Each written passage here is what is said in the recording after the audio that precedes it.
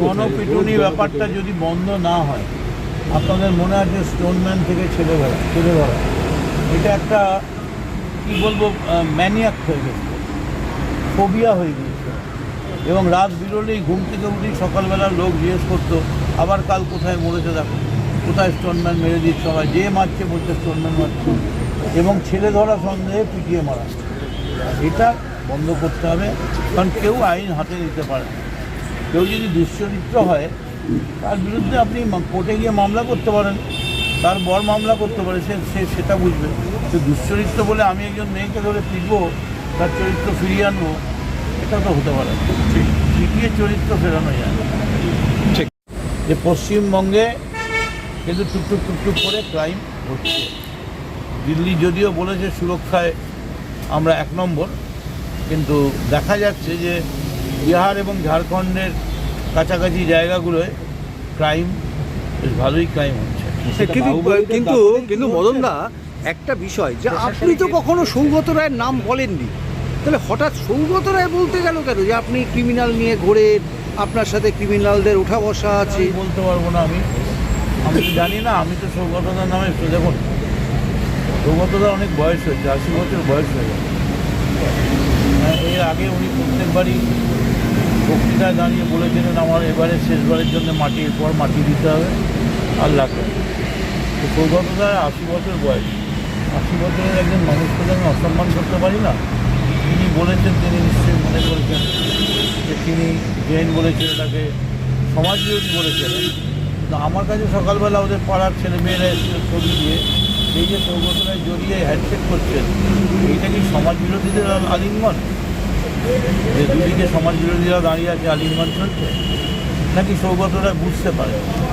উনি যদি না বুঝতে পারেন তাহলে ঠিক ওই রকমভাবে আমিও বুঝতে পারি, আমিও না বুঝে না জেনেই এর সঙ্গে চলতে এসেছি। এরকম ঘটনার জন্য আমি প্রস্তুত ছিলাম না।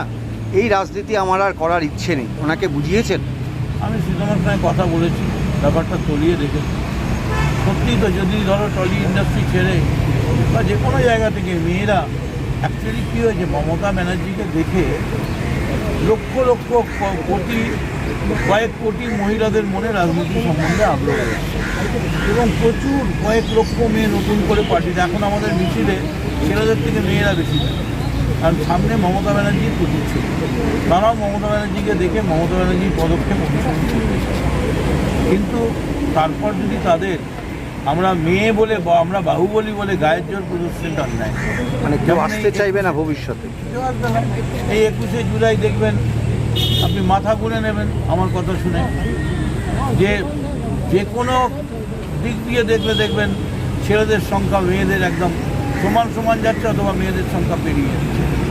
21শে জুলাই আমরা সবাই মিলে আসছি, এবং আমার ধারণা এই 21শে জুলাই হবে পশ্চিমবাংলার শেষ বিচার। এই বিচারের বাণী মমতা বন্দ্যোপাধ্যায়ের গলা থেকে আমরা শুনব, এবং তারপর সমস্ত রকম ক্রাইম বন্ধ হয়ে পশ্চিমবঙ্গ একটা সুন্দর, শৃঙ্খলাবদ্ধ, শান্তি এবং ঐক্যবদ্ধ রাজ্য অগ্রগতির পথে এগোচ্ছে। মানুষ বলছে বলো বলো বলো সঙ্গে বাংলা আবার জগৎ সবাই শ্রেষ্ঠ আছে। আমরাও আক্রান্ত, ক্রিমিনাল, বোম, রিভলভারগুলি, এগুলো কি ছেড়ে রাখা যায় না? দেখা যাচ্ছে বন্দুক নিয়ে বসে আছে। আরে বন্দুক যখন ছিল না তখন তো আমি বন্দুক মতো কাজ নিলাম, তখন বন্দুক ওর হাতে ছিল। আমার সঙ্গে যে ছবি আছে তাতে তো বন্দুক নেই। কারণ আপনাদের এই যে রিপোর্টার, এরপর কেউ গিয়ে যে ওই মোড়ের মাথায় কোমর থেকে রিভলভার বার করবেন না, আমি কী করে যাব? আমি খুব জড়িয়ে ঘনিষ্ঠভাবে ছবি তুলছি, তার মনে কী আছে? মানে এইটুকুন আমি বলতে পারি।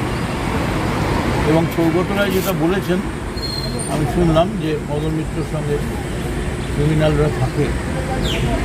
আমার মনে হয় এটা সৌগত রায় হয়তো একটা তাৎক্ষণিক বলেছেন, কারণ সৌগতদাও তো কামানাতে যান মাঝে মাঝে, তো ওইখানেই থাকেন রাত্রে, কিন্তু মেনলি পার্লামেন্টের কাজে থাকার জন্য তার অসুবিধা হয়। ওনাকে জিজ্ঞেস করেছে জেনকে চেনেন, বলেছে হ্যাঁ চিনি, সমাজ বিরোধী হিসেবে সমাজ বিরোধীর সঙ্গে উনি দেখা করতেন, লাইনে দাঁড়িয়ে করমর্দন করছেন সমাজ বিরোধীর সঙ্গে।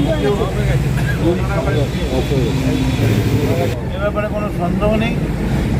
মমতা বন্দ্যোপাধ্যায়, আমি ভর্তি বলছি, এই যে সামনে 21শে জুলাই আসবে, আপনি কঠোরতম সিদ্ধান্ত নিন, এমন সিদ্ধান্ত নিন যে তৃণমূলকে যেন আর পরিষ্কার করার জন্যে কোনো রকম জলেরও দরকার না হয়, একদম চেঁচিয়ে পরিষ্কার করে দিন।